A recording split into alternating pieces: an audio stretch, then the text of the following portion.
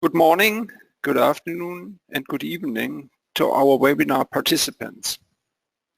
My name is Thomas Krüger, and I'm Senior Product Manager in the Product Management Department for Respiratory Therapy at Drägerwerk headquarters in Germany.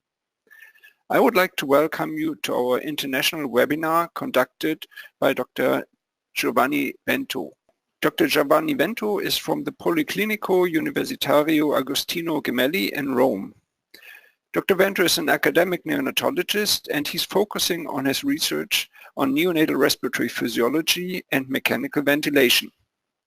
He is member of the number of scientific groups and committees and study coordinator of different multi-center randomized controlled trials.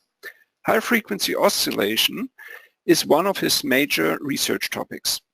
We are happy that he will share valuable information about his experiences and advices in clinical application of high-frequency oscillatory ventilation, combining volume guarantee with high frequency as well as troubleshooting and recruitment strategies with us.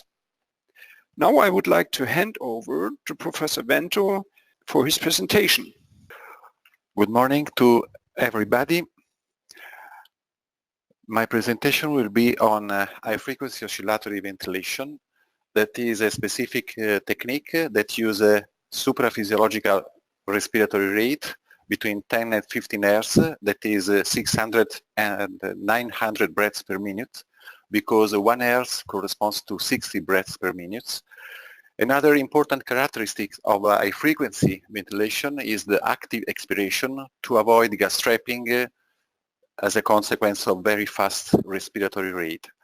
Moreover, high frequency use a very low tidal volume between 1.5 and 2.5 milliliter per kilo, and most importantly, there is a dramatic decrease of delta P during the passage from the proximal airways, airway opening, to the trachea and to alveolar compartment.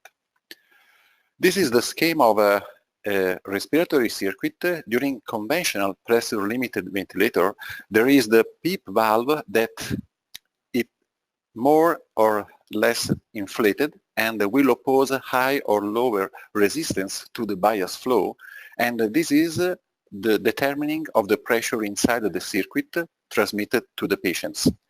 During high-frequency ventilation, this is the same ventilatory circuit, but in this case, the PEEP valve corresponds to mean airway pressure valve, because during high-frequency ventilation, the mean airway pressure is always the same, both during inspiration and expiration. There are no differences between peak pressure and expiratory positive pressure.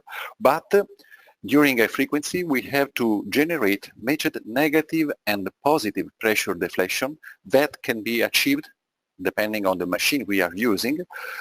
This matched negative and positive deflection can be generated by an oscillating linear motor piston or an electromagnetically vibrating diaphragm, such as a loudspeaker, or in the case of WEN 500, can be generated by a combination of a servo-controlled inspiratory valve and an expiratory venturi jet. With respect to the old Babylock 8000 Plus, the new WEN 500 has a 3 times stronger venturi jet for generation of subatmospheric pressure.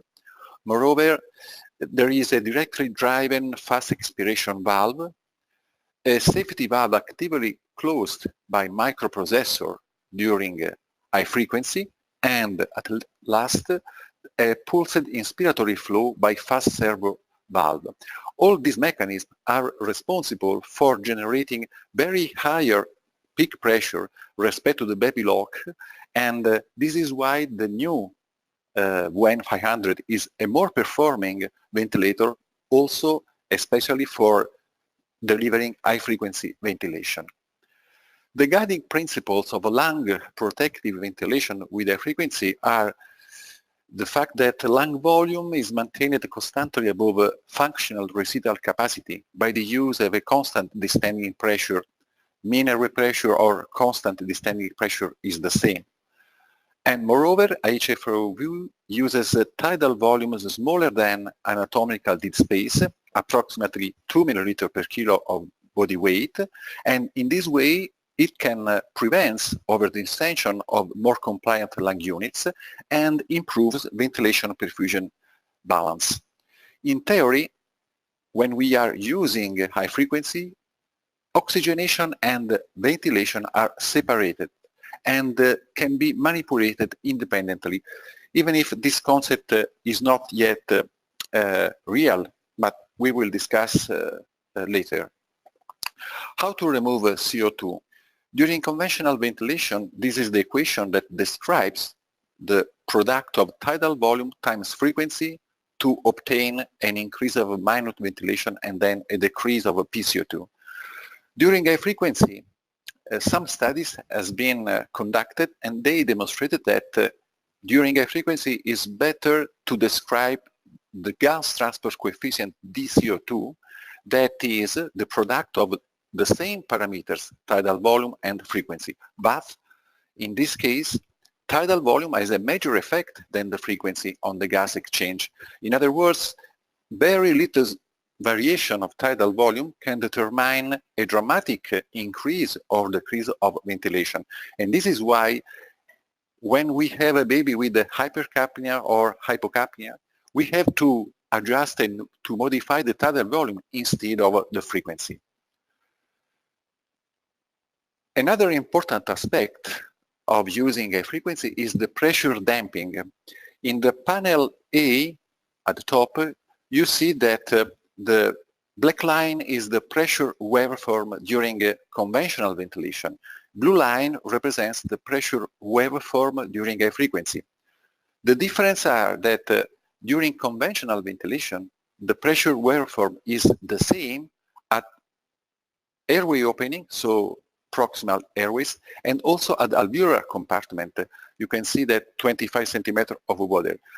During a frequency, there is a dramatic damping of this delta P, just because the absolute time of inspiration time is too low to allow for equilibration between proximal and distal airways. And what this slide says to us is that in case of low compliant lung, very stiff lung, such as during the early phase of RDS, to deliver the same tidal volume, we have to use higher peak pressure.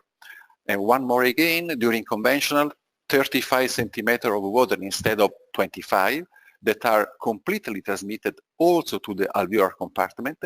But also during a frequency, we have to use higher peak pressure, but you can see that the damping is less pronounced because the lung is not very compliant, so is not able to receive all the energy transmitted by the pressure.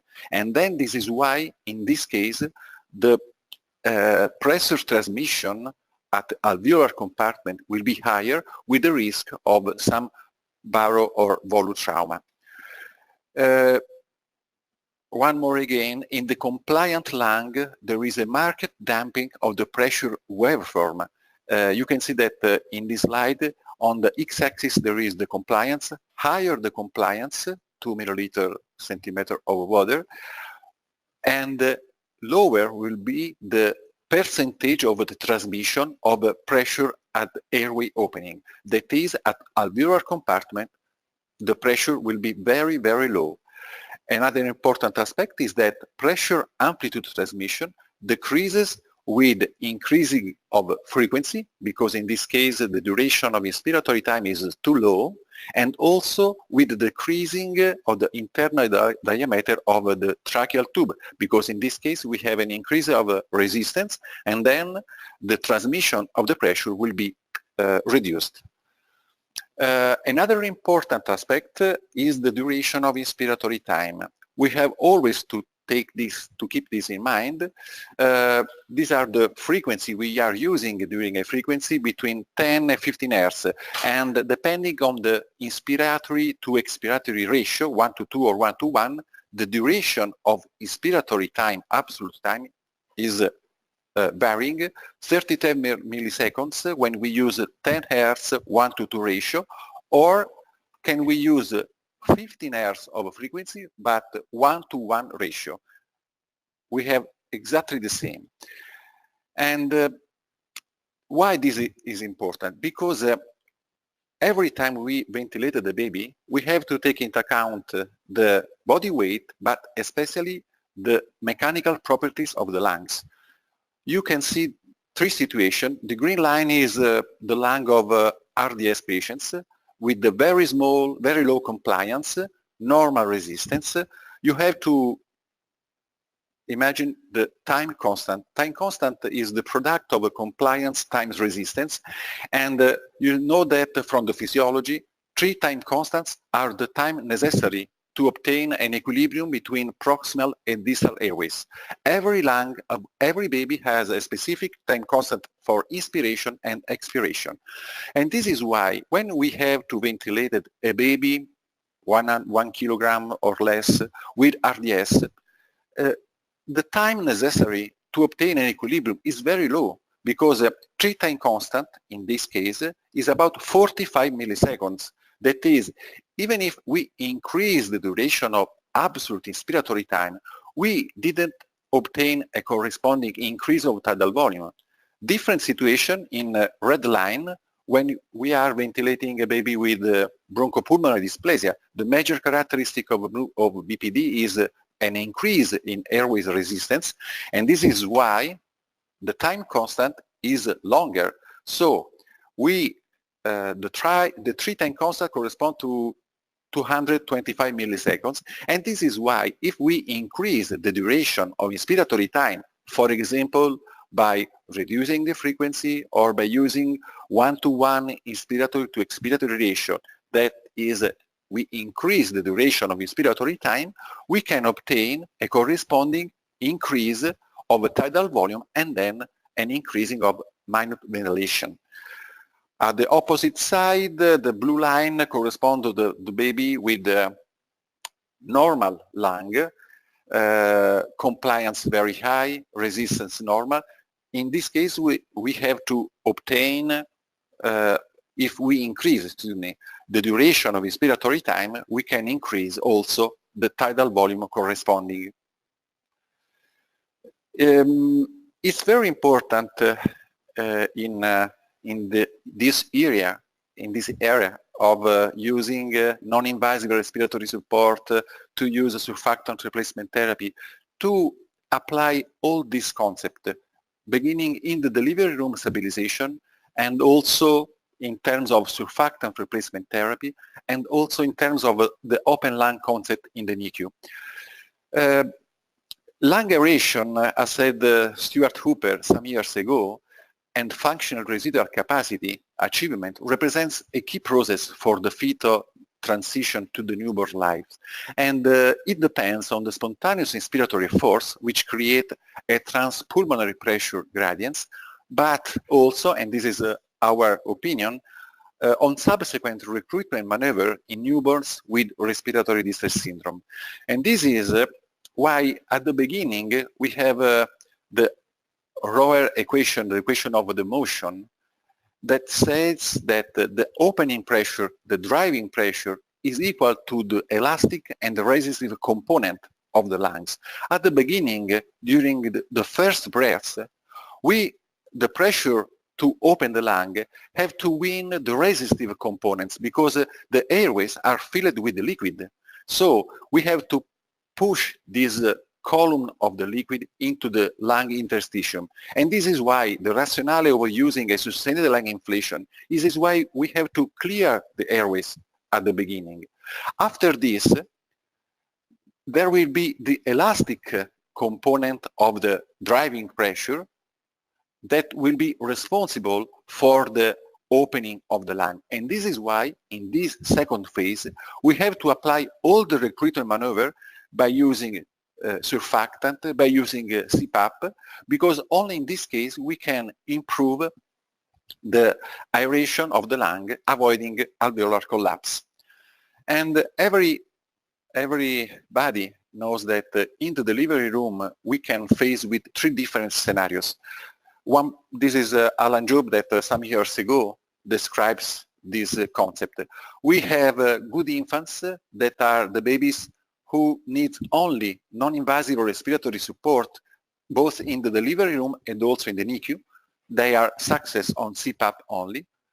At the opposite side, you have the baby infants, that are the babies who require intubation into the delivery room and also continue to need an invasive respiratory support also in the NICU. But the marginal infants are the very large proportion of the babies in which the operator can make a difference. And this baby will, even if they are managed in the delivery room with the nasal CPAP, with the non-invasive respiratory support, during the first 24, 48 hours of life, they will need surfactant. And this is why, in these cases, we can give surfactant also by avoiding intubation with the Ensure technique, less invasive surfactant administration or nebulized surfactant, or, and this is our experience, with this new modality of giving surfactant that is INREC Sure. In other words, also the European consensus guidelines on the management of respiratory distress focused our attention on the babies, the good infants, who needs only non-invasive respiratory support to stabilize the aeration of the lung, preserve surfactant function, and preserve alveolar collapse. Of course, for the bad infants, we know that we have to manage them with invasive ventilation. For the marginal infants, the nasal CPAP, the non-invasive respiratory support, can be considered only a bridge treatment until the underlying pathology is treated appropriately. And this is in this category of the baby in which after the CPAP failure, we can manage this baby with less invasive surfactant administration technique. The INREC Sure is a trial. This is the protocol published 2 years ago. Direct to preterm infants of 24-27 weeks, not intubated in the delivery room, and the failing nasal CPAP. Our FiO2 target is more than or equal to 30% during the first 24 hours of life. Our intervention is the surfactant administered during a HFOV recruitment maneuver with optimal lung volume, followed by prompt extubation, that is within 30 minutes after the surfactant administration. The control infants are the babies treated with the classical method of surfactant administration, the Ensure, using conventional positive pressure ventilation, and the primary outcome is the need for mechanical ventilation during the first 72 hours of life. This is the multi-center Italian, the most largest multi-center trial conducted in Italy during the last years. There are more than 30 NICUs involved. This is our advisory board. The studies, the trial starts 2 years ago and finished just 1 week ago. I cannot explain, I cannot show the final results, but I hope to publish this data soon. And also this recent review describing the different modalities of giving surfactant with Ensure, laryngeal mask, nebulization, LISA, describes also our study, defined as a new modified Ensure with alveolar recruitment maneuver before surfactant administration. And this represents the most important procedure. This is our optimal lung volume strategy, adopted more than 10 years ago by our group and Dutch group of Van Kam, starting at 8 centimeters of water of mean airway pressure, and then we start the recruitment maneuver, that is a step-by-step increase of mean airway pressure by 1 to 2 centimeters of water every 2-3 minutes, until we reach the target FiO2 of 25% or less. Or in some cases, if we do not observe any longer improvement of oxygenation by increasing the mean airway pressure, we stop this maneuver. This will be defined as a CDP opening, because when we reach 25% of oxygen, it means that we have obtained an optimal lung volume with a very good ventilation perfusion matching, and this is the opening pressure of this lung. After this, we start to decrease the mean airway pressure by 1 to 2 centimeters of water every 2-3 minutes, until oxygenation deteriorates. It means that even if the SpO2 levels decrease from 5 points percentage, it's okay. And this represents our closing pressure, because it means that some alveoli are collapsed. At this point, we recruit one more again the lung, because we know exactly the level of CDP opening, we know the level of CDP closure. So from this point, we arrive to CDP opening, stay for 2-3 minutes, and then we put the baby on 2 centimeters above the CDP closure. And this represents our optimal CDP pressure.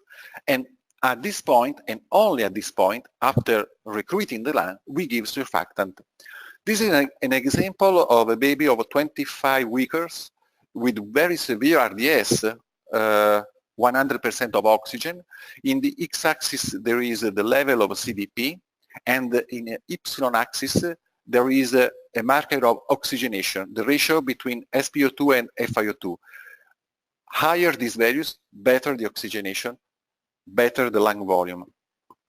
You can see that after increasing the CDP, we arrived at 25% of oxygen, that is our target FiO2. This is our CDP opening.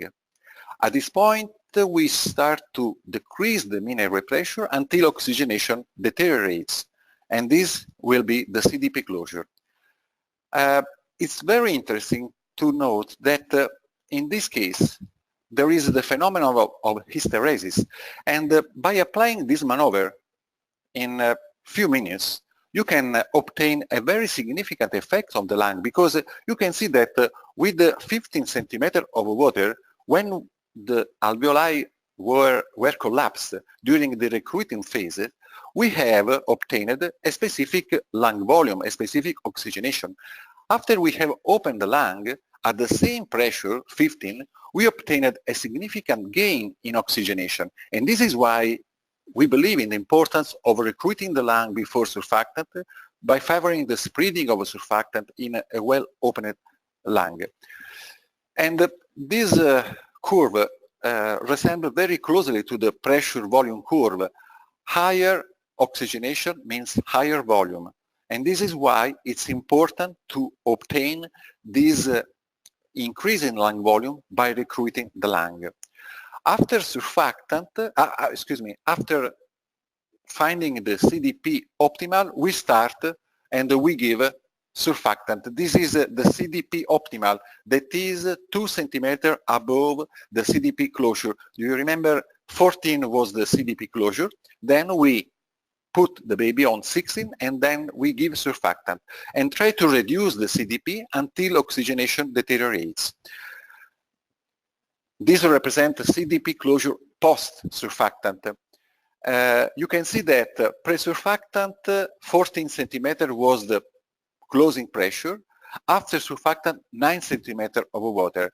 This represents the surfactant effect, that is a surfactant, the surfactant has acts by lowering the tension, superficial tension, and this is why surfactant avoids the alveolar collapse, and then this is why it's well understood why after the surfactant the CDP closure will be lower. In general, in the NICU, we have always to adopt a lung protective ventilation. That is to recruit the collapsed alveoli, to stabilize alveoli during both in and expiration. We have to prevent an inspiratory overdistension. We have to use the lowest possible pressure amplitude in order to reduce tidal volume, and we have to be very careful to use oxygen. These are the main characteristics for defining an optimal lung volume or open lung ventilation. More schematically, small tidal volume plus optimal lung volume, it represents the main characteristics of for reducing a ventilatory induced lung injury. And this is why, because ventilation can determine a deformation, that is the strain. The strain is the difference between peak pressure, and expiratory pressure. You can see that this represents total lung capacity and functional residual capacity. When we use conventional ventilation, we underline the lung to high pressure, lower pressure, and this continuous stretch will determine a possible ventilator injury. These authors try to quantificate this strain, and they say that we have to differentiate the dynamic strain for the static strain, where the strain is the ratio between tidal volume and starting volume. Higher this ratio, higher this volume variation with respect to the starting volume, higher will be the ventilation-induced lung injury. So this concept is just to explain why high frequency could be considered a protective ventilation, because lung volume during high frequency is maintained always above the functional residual capacity by using a constant descending pressure, and then we increase the green column, that is the static strain, because the lung is always at the same level of mean airway pressure, and we use a very small tidal volume, less than the anatomical dead space. So the lung of the baby treated with high frequency will receive a very low dynamic strain, that is the up and down delta P variations. And this is why high frequency could be considered a lung protective strategy. This picture represents the two pigs' lung. On the left side, a lung ventilated with a global strain, that is the variation of a volume of 2.5.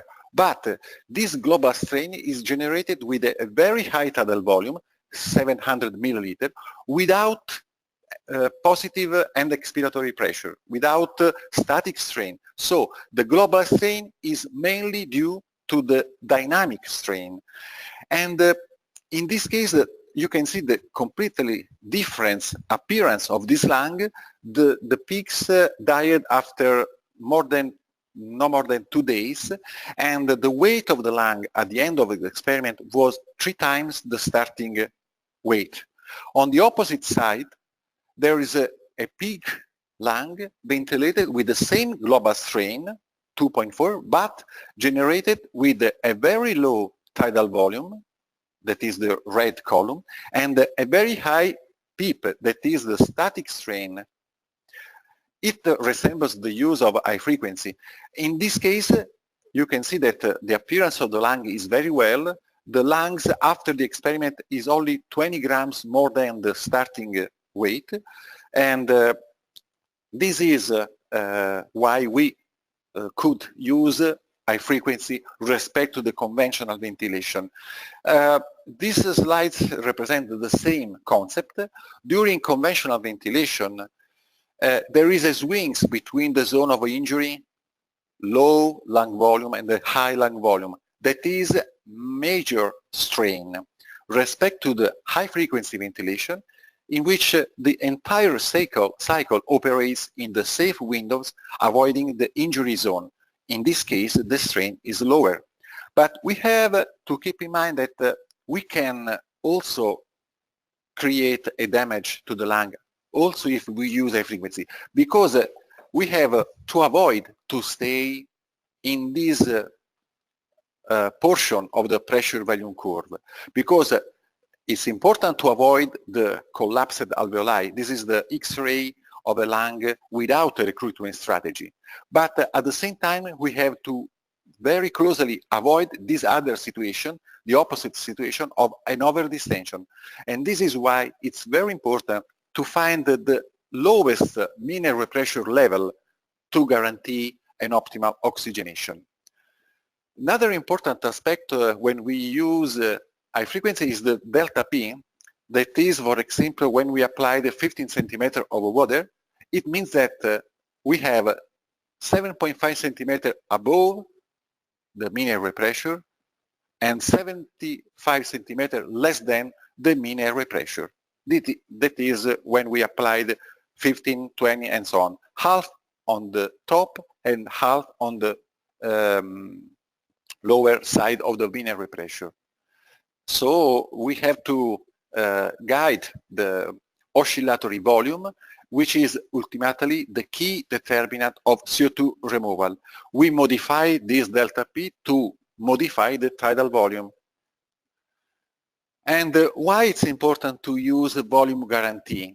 Because by using this technique, we can maintain consistent tidal volume and, more importantly, consistent CO2 levels. This is the graphics when we are using pressure-limited ventilation before and after surfactant. When we work in a pressure-limited ventilation without volume guarantee, after the surfactant, there will be a dramatic increase in tidal volume if we don't change the pressure, just because in this case, after surfactant, the mechanical properties of the lung are changed.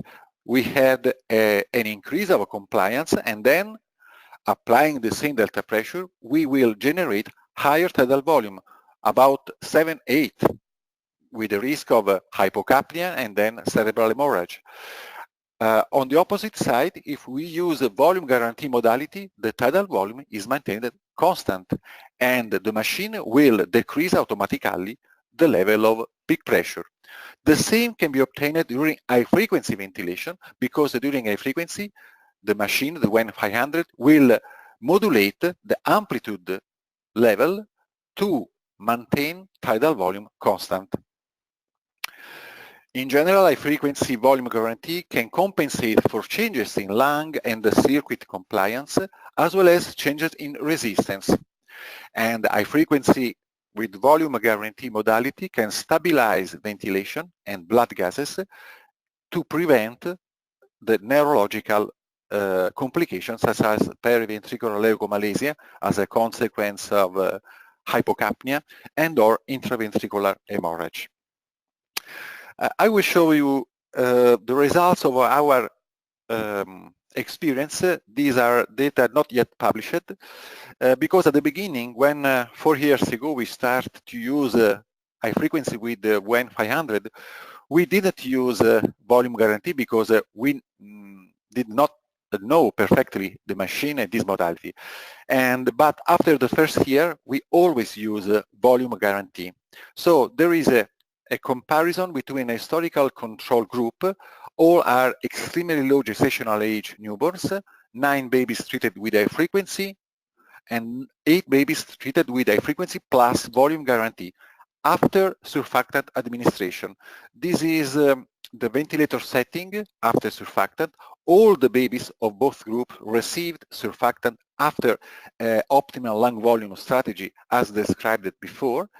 No differences in terms of, no significant differences in terms of mean airway pressure on FiO2, the same setting parameter, 15 Hz, 1:2 ratio, and endotracheal tube size. We can see that after surfactant, 2 hours post-surfactant, there is a significant increase of tidal volume in the group of the babies treated with high frequency without volume guarantee. The tidal volume increases from 1.6 to 1.9, and the difference is statistically significant. No differences, of course, are obtained in the babies treated with high frequency plus volume guarantee, because the volume guarantee is pretty the same pre and post surfactant. Of course, there are a significant difference between the delta P post-surfactant in the babies treated with high frequency, in which we have higher level of delta P, respect to the babies treated with volume guarantee. And in effect, in the babies treated with volume guarantee, the machine automatically reduced the delta P from a mean values of 18 to 12. And most importantly, we have an effect on the PCO₂ post-surfactant, because in the babies treated with high frequency, we obtained significantly lower PCO₂ levels respect to the babies treated with volume guarantee modality.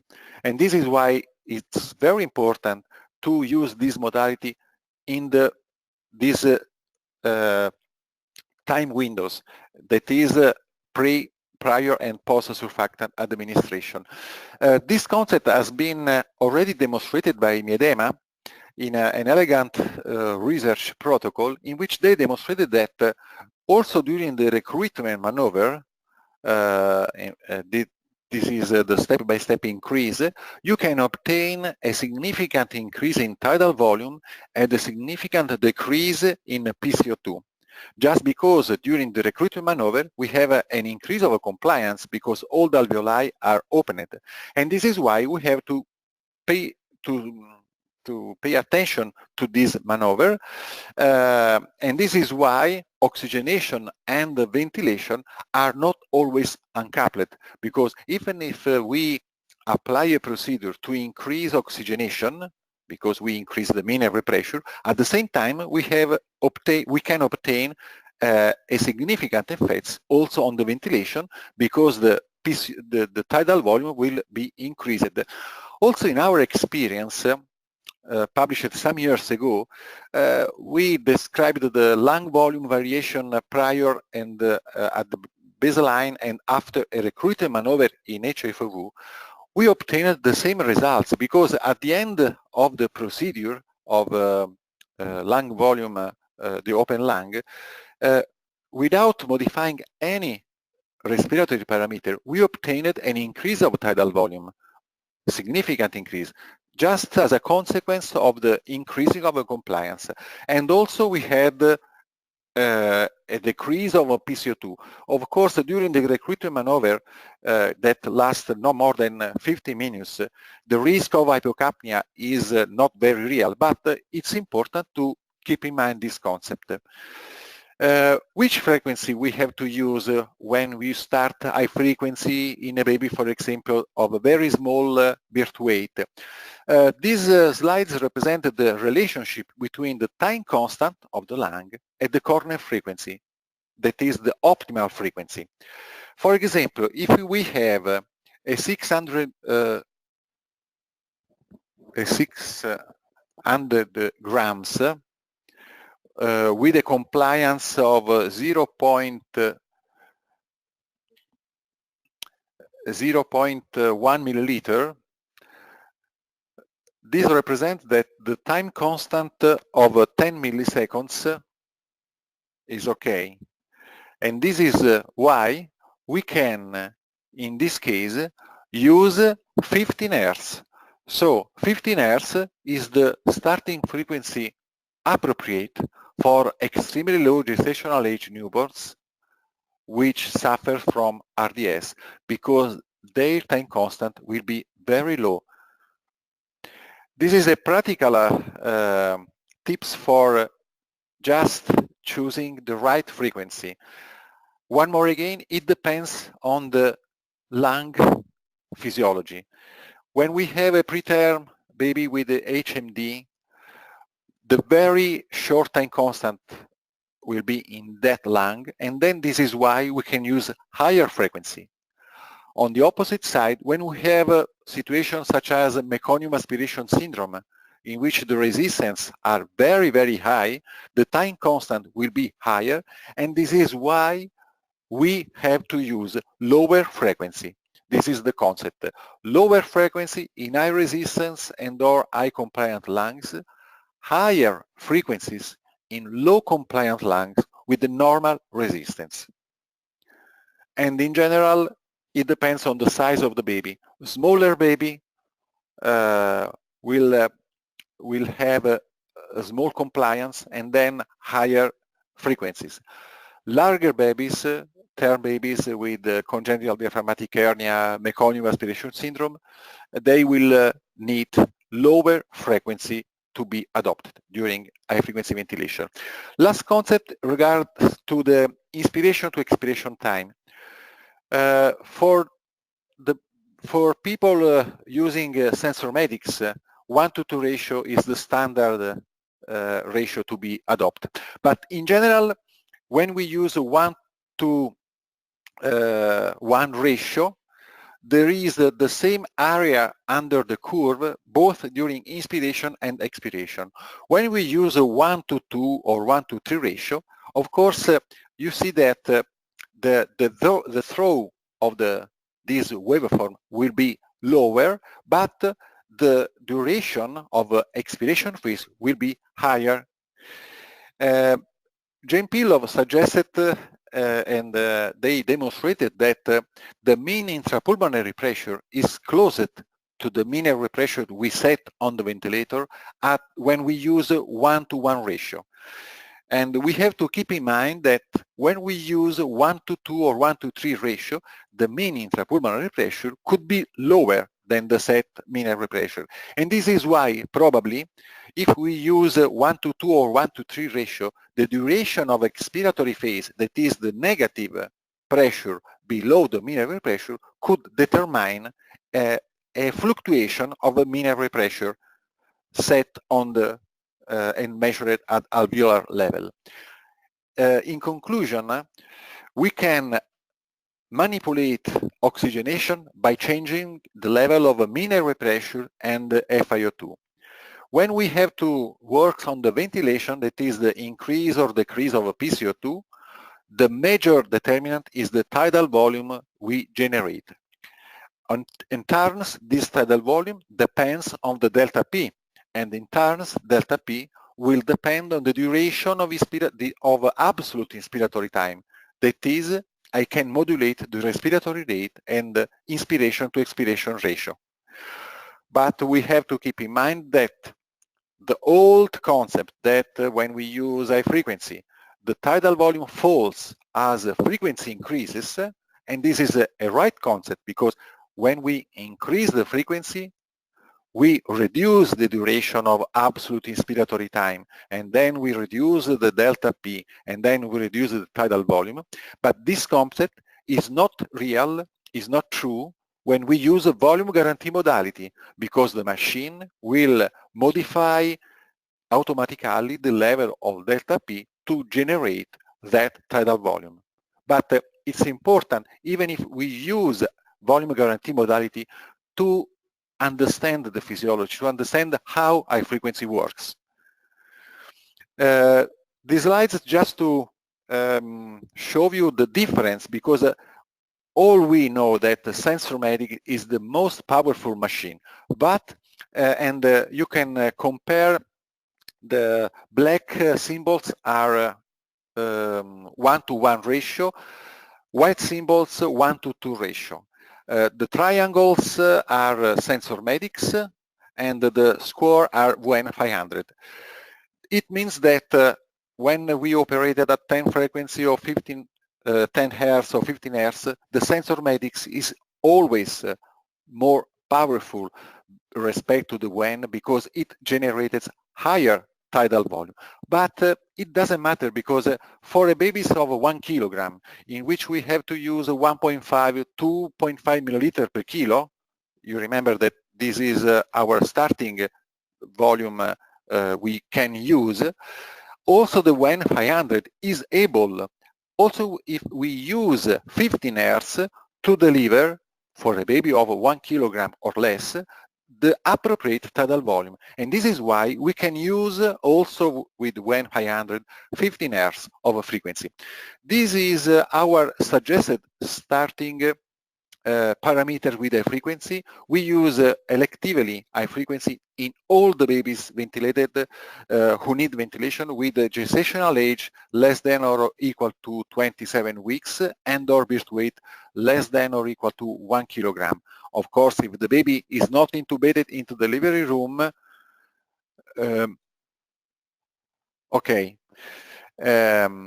we start with 1.5, 1.8 milliliter per kilo.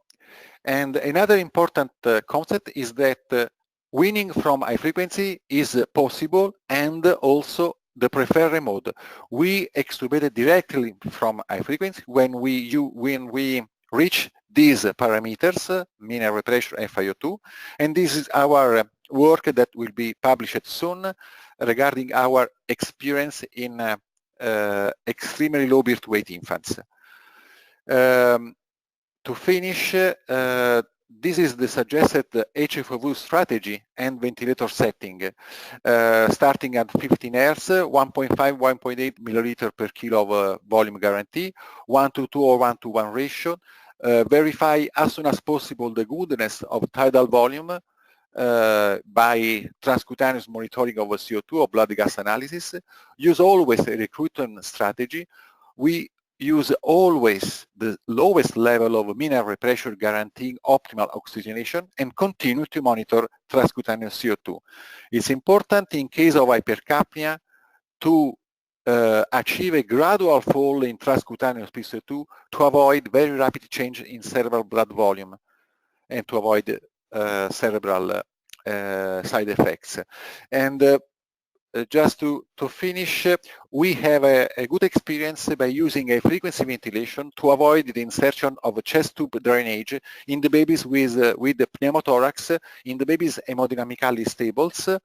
This is our suggested parameters in a frequency to resolve the air leaks.